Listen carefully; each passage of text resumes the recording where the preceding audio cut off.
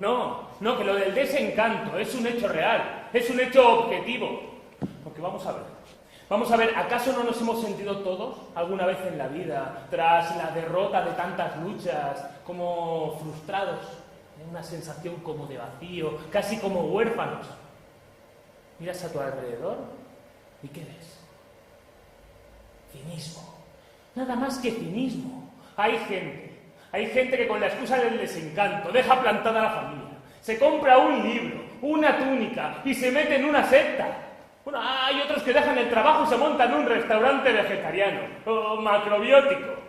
Y luego hay otros que se vuelven más ecologistas que nadie y venga jogging y footing y excursiones al campo todo el día. Y todo por culpa de la política. Sí.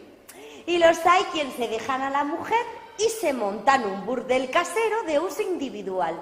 Todo por culpa de la política. Sí, reconozco que esto de ir coleccionando polvos para rellenar el desencanto interior, eso es un poco absurdo. Pero Antonia, contigo es diferente. Tú eres la única mujer a la que yo no podría renunciar.